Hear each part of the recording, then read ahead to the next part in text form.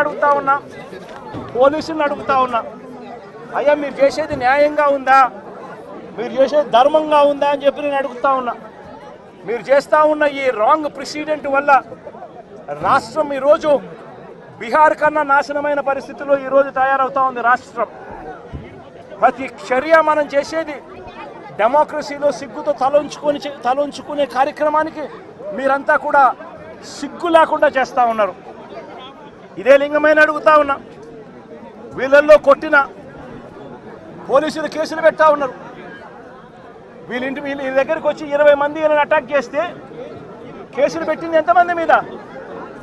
కేవలం 2 మీద మాత్రమే కేసులు పెట్టారు. ఇదే దాంట్లో క్రియాశీలకంగా వ్యవహరించిన రమేష్ నాయుడు మీద ఎందుకు కేసు పెట్టలేదు, మిగిలిన వాళ్ళందరినీ కేసులోకి ఎందుకు తీసుకొని రావడం లేదు అని చెప్పి ఇదే పోలీసులు ఇదే చంద్రబాబు నాయుడు గారిని అడుగుతా ఉన్నా. ఇదే గ్రామంలో ఇదే తెలుగుదేశం పార్టీకి సంబంధించిన ఎమ్మెల్యే బంధువులు, వీళ్ళంతా బంధువులను తెలిసినా కూడా రెచ్చగొట్టే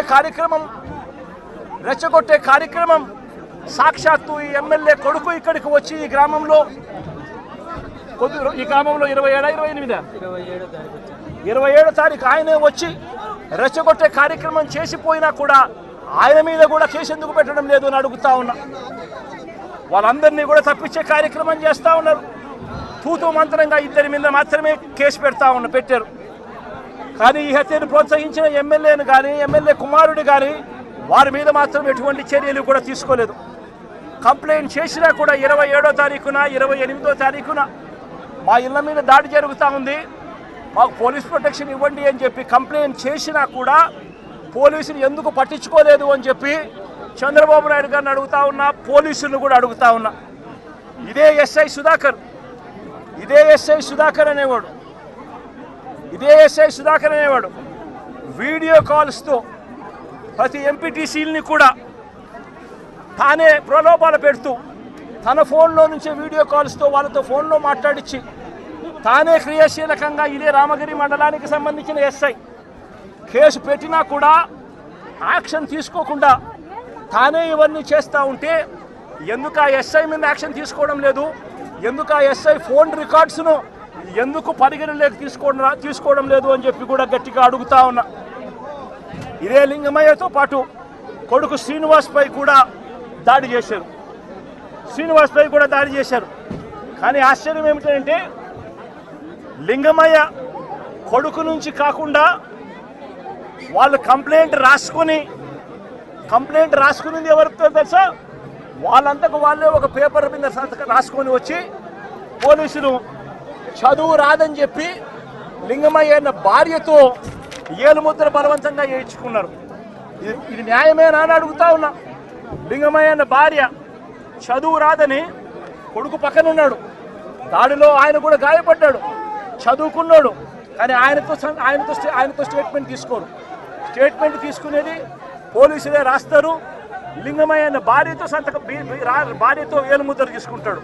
ఎందుకు ఆయన చదువు రాదు, భయపడిచ్చి పెట్టకపోతే ఏలుముద్ర వేయకపోతే ఏమన్నారమ్మా, సంతకం పెట్టాలి, ఎట్టి పరిస్థితుల్లో పెట్టకుండా పోతే ప్రసక్తే లేదు, ఖచ్చితంగా పెట్టాలని చెప్పి ఆమెతో ఏలుముద్ర తీసుకుంటారు. వీళ్ళు ఏం రాసుకున్నారో ఆమెకు తెలీదు, ఏం స్టేట్మెంట్ ఉందో దాంట్లో తెలీదు, ఎవడు చెప్పడు. కానీ కొడుకు ఇచ్చే స్టేట్మెంట్ మాత్రం తీసుకునే కార్యక్రమం మాత్రం చేయరు. ఇదే లింగమయ్యను చంపాలనే ఉద్దేశంతో బేస్బాల్ బ్యాటుతో మరి ఇక్కడికి వచ్చి బేస్బాల్ బ్యాటుతో తల మీద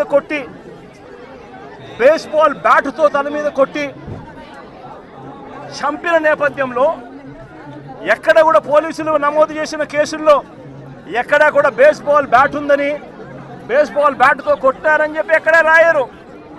ఏంది చిన్న కర్రలతో గొడవ జరిగిందని, ఆ దొమ్మిలో ఏదో జరిగిపోయిందని వక్రీకరించే ప్రయత్నమే జరుగుతూ ఉంది. ఇక్కడ ఆశ్చర్యకరమైన విషయం ఏమిటంటే పోలీసులు విచారించిన 8 మందిలో 5 మంది మాత్రమే లింగమయ్య కుటుంబీకులు.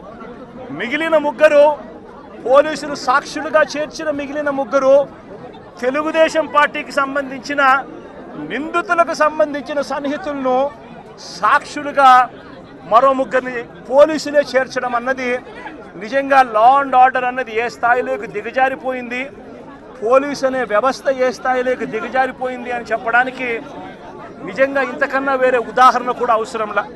అంటే వీళ్ళే మనుషులను తప్పించేదానికోసం సాక్షులను కూడా వీళ్ళకు కావలసిన సాక్షులను మాత్రమే వీళ్ళు ఇప్పుడే యాడ్ చేసుకొని దానికి మళ్ళా లింగమయ్య అన్న భార్యతో ఏలుముద్ర చేయించుకొని వీళ్ళంతకు వీళ్ళే కేసును బిల్డప్ చేస్తూ ఉన్నారనంటే ఇంతకన్నా దారుణమైన పోలీసు వ్యవస్థ ప్రపంచ చరిత్రలో ఎక్కడైనా ఉంటుందా అని అడుగుతూ ఉండ.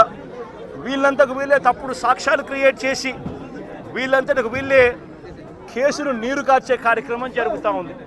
నేను ఒకటే చెప్తా ఉన్నా, ఇక్కడ రామగిరిలో జరిగిన విషయమైనా కానీ రాష్ట్ర వ్యాప్తంగా వీళ్ళు చేస్తూ ఉన్న అన్యాయాలు అయితేనేమి, తిరుపతిలో డిప్యూటీ మేయర్ ఉప ఎన్నిక జరిగితే ఏకంగా బస్సులో ఉన్న కార్పొరేటర్లను ఏకంగా పోలీసులు ఆధ్వర్యంలోనే అడ్డగించి ఏకంగా బస్సులో ఉన్న కార్పొరేటర్లు బస్సులో ఉన్న ఎమ్మెల్సీను ఏకంగా పోలీసుల ఆధ్వర్యంలోనే కిడ్నాప్ చేసుకుని తీసుకొని పోవడం ఏ స్థాయిలోకి దిగజారిపోతా ఉందో నేను అడుగుతా ఉన్నా. చంద్రబాబు నాయుడు గారి సొంత నియోజకవర్గం రామకుప్పంలో జరిగిన ఎంపీపీ ఎన్నిక కూడా అదే పరిస్థితి. ఇదే మాదిరిగా దౌర్జన్యంతోనే ఎన్నిక జరిగించే కార్యక్రమం చేసినారు. పశ్చిమ గోదావరి జిల్లాలో జరిగిన అత్తిలి ఎంపీపీ ఎన్నిక చూసినా ఇదే దౌర్జన్యమే కనిపిస్తుంది. ఎక్కడా వీళ్ళకి సంఖ్యాబలం లేదు, అయినా కూడా దౌర్జన్యంతోనే గెలవాలి అని చెప్పి దౌర్జన్యాలు చేసిన పరిస్థితులే కనిపిస్తూ ఉన్నాయి. విశాఖపట్నంలో కూడా ఇప్పుడు ఏం జరుగుతూ ఉంది, 98 మంది సభ్యులుంటే 56 మంది సభ్యులు వైఎస్ఆర్సీపీ బీఫామ్ మీద వైఎస్ఆర్సీపీ సింబల్ మీద గెలిచిన వాళ్ళు. మరి తెలుగుదేశం పార్టీకి ఎక్కడ ఉంది స్ట్రెంత్ అని అడుగుతా ఉన్నా. ఇక్కడ కూడా దౌర్జన్యం చేస్తూ క్యాంపులో ఉన్న వైఎస్ఆర్సీపీ సభ్యులను సైతం భయపెట్టే కార్యక్రమాలు చేస్తూ ఉన్నారు. ఇళ్ళకి వెళ్ళి వాళ్ళ భార్యలను భయపడిస్తూ మీ ఆయన ఎక్కడున్నాడో చెప్పకపోతే మిమ్మల్ని స్టేషన్లో పెడతామని చెప్పి భయపడిస్తూ ఉన్న పరిస్థితులు ఈరోజు రాష్ట్రంలో కనిపిస్తూ ఉన్నాయి. మరోవైపున చూస్తే రాష్ట్రంలో హత్య రాజకీయాలు ఏ స్థాయిలోకి దిగజారిపోయాయి అంటే ఏప్రిల్ 6వ తారీఖున నంద్యాలలో నంద్యాలలో ఈ మధ్యనే నంద్యాల జిల్లాలో సిరివెల్ల మండలంలో యార్లగడ్డ కాన్స్టిట్యున్సీ ఇందూరు ప్రతాప్ రెడ్డి అని చెప్పి మా పార్టీకి సంబంధించిన మండల కన్వీనర్ ప్రతాప్ రెడ్డిపై దారుణంగా హత్యాయత్నం చేశారు. ఇదే చంద్రబాబు నాయుడు గారు ఇదే ఇందూరు ప్రతాప్ రెడ్డి అనే వ్యక్తి దేవాలయంలోకి వెళ్ళి పూజ చేస్తూ ఉండగా దాడులు చేయించాడు. ఇదే చంద్రబాబు నాయుడు గారు ముఖ్యమంత్రిగా ఉన్నప్పుడు 2017లో ప్రతాప్ రెడ్డి అన్నను ప్రభాకర్ రెడ్డిని అతని బావమర్దిని చంద్రబాబు నాయుడు గారి దగ్గర నుండి చంపించిన తర్వాత మా ప్రభుత్వం వచ్చిన తర్వాత ప్రతాప్ రెడ్డికి మేము గన్మెన్ సౌకర్యం మేము కల్పిస్తే చంద్రబాబు నాయుడు గారు వచ్చిన తర్వాత ఆ గన్మెన్ను తీసేసి చివరికి ప్రతాప్ రెడ్డిని చంపే కార్యక్రమం చేయడానికి ఏకంగా చంద్రబాబు నాయుడు గారు పురమాయించిన పరిస్థితులు మన కళ్ళ ఎదుటే కనిపిస్తూ ఉన్నాయి. మరోవైపున గత ఏడాది ఆగస్టు 3వ తారీఖున నంద్యాల జిల్లా మహానందిలో శ్రీశైలం నియోజకవర్గంలో సీతారాంపురంలో పసుపులేటి పెద్ద సుబ్బరాయుడు అతి దారుణంగా చంపిన ఘటన కూడా చూసాం. ఆ సుబ్బరాయుడు గారిని చంపినప్పుడు నేను కూడా ఆ ఊరికి వెళ్ళి తనను పరామర్శించి ఎంత దారుణంగా చంపారు, జరిగినది ఎంత అన్యాయము అని చెప్పి కూడా ప్రశ్నించడం జరిగింది. ఆ ఊరు నుంచి కరెక్ట్గా 10-15 నిమిషాల్లోనే జిల్లా హెడ్ క్వార్టర్స్, అక్కడే ఎస్పీ ఉంటాడు. అయినా దగ్గరుండి హత్య చేయించడం జరిగింది. అదే గ్రామంలో వైఎస్ఆర్సీపీకి సంబంధించిన బీసీ నాయకుడు సుబ్బరాయుడును చంపించే కార్యక్రమం. ఆశ్చర్యం ఏమిటంటే సుబ్బరాయుడు కుటుంబ సభ్యులు పోలీసులకు ఫోన్ చేసి 2-3 గంటల కిందట కూడా ఫోన్ చేసి ఊరిలో ఘటన జరగబోతా ఉంది, బయట నుంచి వ్యక్తులందరూ కూడా మోహరించినారు అని చెప్పినా కూడా కనీసం వచ్చి కాపాడే ప్రయత్నం కూడా జరగల.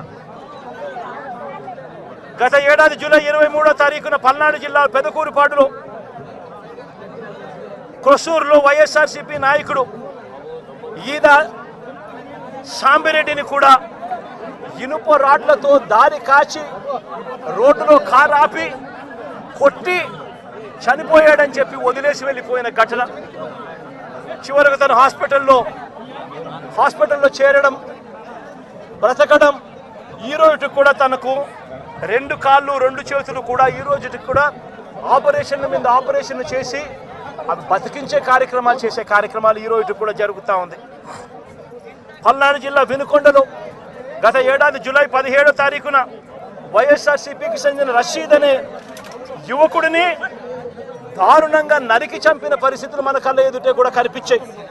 ఈ ఘటన నేషన్ వైడ్ ఢిల్లీలో మేము దీక్ష చేస్తూ రషీద్ను చంపిన నడి రోడ్డు మీద చంపిన ఘటనను కూడా ఢిల్లీలో దీక్షను చేస్తూ యావత్ దేశానికి కూడా చూపించిన పరిస్థితి కూడా చూసాం. చంద్రబాబు నాయుడు గారి పరిపాలనలో ఈరోజు ఏం చేస్తూ ఉన్నారు అనంటే దొంగ సాక్ష్యాలను వీళ్ళే క్రియేట్ చేస్తూ ఉన్నారు. వీళ్ళే దొంగ సాక్ష్యాలను క్రియేట్ చేసి వీళ్ళకు నచ్చని నాయకులందరినీ కూడా ఒక పద్ధతి ప్రకారము కేసుల్లో ఇరికించి జైళ్ళ పాలు చేసే కార్యక్రమము, చంపించే కార్యక్రమాలు దగ్గర నుండి చంద్రబాబు నాయుడు గారు చేస్తూ ఉన్నారు. మొన్ననే పోసాని కృష్ణమురళిని చూసాం. పోసాని కృష్ణమురళి అనే వ్యక్తి సినిమాలో దర్శకుడు. ఆ మనిషి చేసిన తప్పల్లా ఏమిటంటే నంది అవార్డు తనకు ఇస్తే నంది అవార్డును తాను తీసుకోలేదు. తీసుకోకుండా కుల వివక్ష పాటిస్తున్నారు అని చెప్పి ఒక స్టేట్మెంట్ ఇవ్వడం ఆయన చేసిన తప్పు. 2017లో ఆయన చేసిన ఈ తప్పుకు ఈరోజు ఇన్ని సంవత్సరాల తర్వాత ఆయన మీద 18 కేసులు పెట్టి ఆయన జైళ్ళ చుట్టూ తిప్పి ఏకంగా నెల రోజుల పైన ఆయన జైల్లో పెట్టించే కార్యక్రమాలు చేశారు. దళిత మాదిగ సామాజిక వర్గానికి సంబంధించిన మాజీ లోక్సభ సభ్యుడు నందిగాం సురేష్ పై తప్పుడు కేసులు పెట్టి ఏకంగా 145 రోజులు అతన్ని జైల్లో పెట్టడం కూడా చేశారు. మాజీ ఎమ్మెల్యే పిల్లని రామకృష్ణారెడ్డి ఇతని మీద కూడా కుట్రపూరితంగా తప్పుడు కేసులు పెట్టి 55 రోజుల పాటు ఇతన్ని కూడా జైల్లో పెట్టించే కార్యక్రమాలు చేశారు. దాడులు చేసేది టీడీపీ వాళ్ళైతే జైల్లో పెట్టింది మా వాళ్ళను, వైఎస్ఆర్సీపీకి సంబంధించిన వాళ్ళను జైల్లో పెడతా ఉన్నారు. పోలీసులు క్రియాశీలక పాత్ర పోషిస్తూ ఉన్నారు. వల్లభనేని వంశీ తాను ఘటనా స్థలంలో లేడు అని చెప్పి ఏకంగా తెలుగుదేశం పార్టీ ఆఫీసు దాడి జరిగిన ఘటనలో తాను లేడు అని చెప్పి ఏకంగా కోర్టులోకి వచ్చి తెలుగుదేశం పార్టీకి సంబంధించిన వ్యక్తి, పనిచేస్తూ ఉన్న వ్యక్తి కోర్టు 18 సార్లు ఆయనకు వాయిదాలు పిలిస్తే 18వ తారీఖు రాని తప్పని పరిస్థితిలో పోలీసులే తనను ప్రవేశపెడితే కోర్టు ముందర తానే వంశీ అనేవాడు అక్కడ లేడు అని చెప్పిన తర్వాత కూడా వంశీని అదే కేసులో ఇరికిచ్చి అదే కేసులో వంశీని ఇబ్బంది పెడుతూ ఇప్పటికి 50 రోజుల నుంచి వంశీని కూడా జైల్లో పెట్టించే కార్యక్రమాలు చేశారు. ఇలా రాష్ట్రం మొత్తం మీద రెడ్ బుక్ పరిపాలన సాగిస్తూ ఉన్నారు. ఇదే చంద్రబాబు నాయుడు గారిని అడుగుతాను, అయ్యా చంద్రబాబు, ప్రజల్లో ఏదైనా కూడా మంచి పేరు తెచ్చుకొని రాజకీయాలు చేయడం నేర్చుకోండి. మీరు సూపర్ 6 ఎందుకు అమలు చేయడం లేదు అని చెప్పి ఈరోజు ప్రజలు గట్టిగా నిలదీస్తూ ఉన్నారు. సూపర్ 7 హామీలను ఎందుకు అమలు చేయడం లేదు అని ప్రజలు మిమ్మల్ని గట్టిగా ప్రశ్నిస్తూ ఉన్నారు. ఇలాంటి ప్రశ్నించే సమయంలో ప్రజల గొంతు వినపడకూడదు అని చెప్పి రాష్ట్ర వ్యాప్తంగా రెడ్ బుక్ పాలన మీరు సాగిస్తూ వైఎస్ఆర్సీపీకి సంబంధించిన వాళ్ళు లేదా మీ సూపర్ 6ను మీ సూపర్ 7ను ఎందుకు అమలు చేయడం లేదు అని చెప్పి అడుగుతా ఉన్న ప్రజలను మీరు దయా దాక్షిణ్యం లేకుండా ఈ రకంగా ప్రతి చోట కూడా పోలీసులను ఉపయోగించుకుంటూ ఎమ్మెల్యేలందరినీ కూడా హింసను ప్రోత్సహించండి అని చెప్పి వాళ్ళందరినీ కూడా ఉసగొలుపుతూ రాష్ట్ర వ్యాప్తంగా కూడా మీరు చేస్తూ ఉన్న ఈ దౌర్జన్య కాండ త్వరలోనే ప్రజలు చూస్తూ ఉన్నారు, దేవుడు చూస్తూ ఉన్నాడు.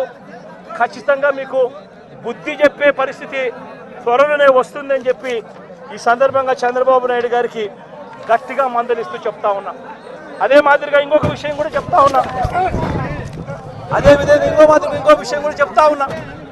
ఇదే చంద్రబాబు నాయుడు గారికి చెప్తా ఉన్నా, ఇదే పోలీసులకు చెప్తా ఉన్నా, పోలీసులు ఎవరైతే చంద్రబాబు నాయుడు గారిని మెప్పు కోసం, ఎవరైతే పోలీసులు చంద్రబాబు నాయుడు గారి మెప్పు కోసం ఎవరైతే వాళ్ళ టోపీ మీద ఉన్న సింహాలకు సెల్యూట్ చేయకుండా చంద్రబాబు నాయుడు గారికి వాచ్మెన్ల కింద పనిచేస్తా ఉన్న ఆ ప్రతి పోలీస్ అధికారికి చెప్తా ఉన్నా, ఎల్లకాలం చంద్రబాబు నాయుడు గారి పరిపాలన సాగదు. చంద్రబాబు నాయుడు గారి పరిపాలన త్వరలోనే వస్తుంది. ప్రతి పోలీస్ అధికారికి కూడా చెప్తా ఉన్నా, మీ బట్టలు తీస్తామని చెప్పి ప్రతి పోలీస్ అధికారికి మీ యూనిఫామ్ తీస్తాం, చట్టం మిమ్మల్ని నిలబెడతాం, దోషులుగా మిమ్మల్ని నిలబెట్టి మీ యూనిఫామ్ తీయించి మీకు ఉద్యోగాలు లేకుండా చేస్తామని కూడా ఈ సందర్భంగా ఇప్పటికైనా చెప్తా ఉన్నా, ప్రతి పోలీస్ అధికారిలో కూడా మార్పు తెచ్చుకోండి. ఎల్లకాలం ఇదే పరిపాలన సాగదు. మీరు చేసిన ప్రతి పనికి కూడా వడ్డీతో సహా లెక్కేసి మిమ్మల్ని దోషులుగా నిలబెట్టి మీతో కక్కిచ్చే కార్యక్రమం ఖచ్చితంగా చేస్తామని చెప్పి కూడా ఈ సందర్భంగా ప్రతి పోలీసు అధికారికి కూడా చెప్తా ఉన్నాం.